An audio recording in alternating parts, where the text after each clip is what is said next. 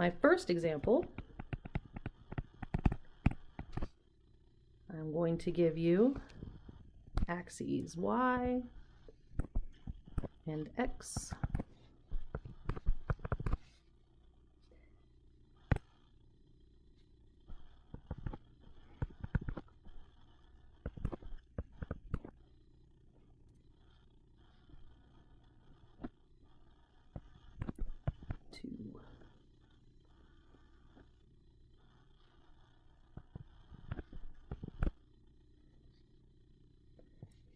Alright. It's always painful when I'm trying to draw things to scale, isn't it? I mean, not to scale, but you know what I mean. Okay, so here is my shape. And we will name you A, B, C, and D. And my dimensions are in inches. All right, I wish to find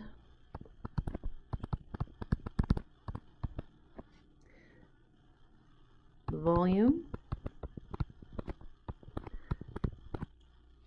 of the shape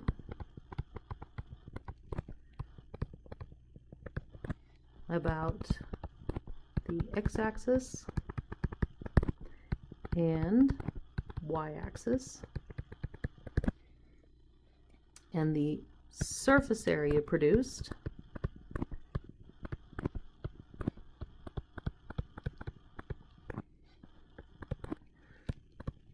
by the shape about the x-axis and y-axis. Okay, so I have produced one example problem with 4 questions to it. Isn't that fun? 4 parts, 1 problem. Okay, so volume I'm gonna do first. Okay, and to do the volume,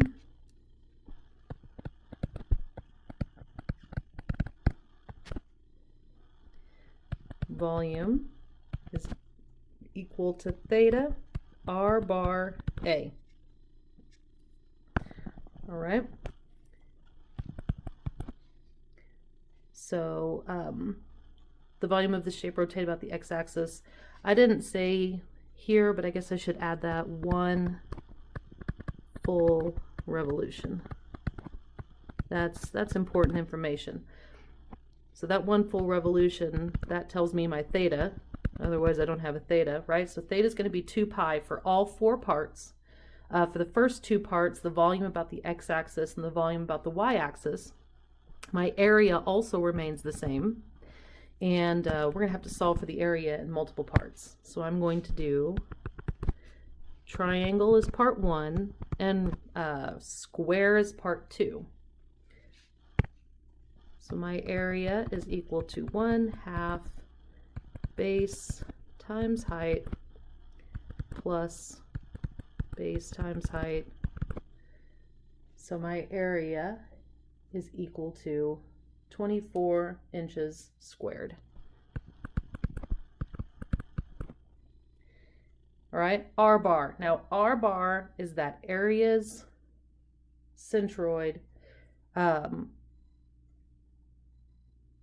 to the x-axis or to the y-axis. So I need the composite centroid for this shape. It's probably a little bit further left than that,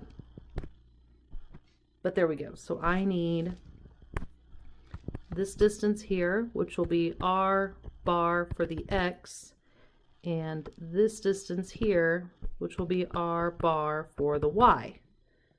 Right? How far are we from the y-axis? How far are we from the x-axis?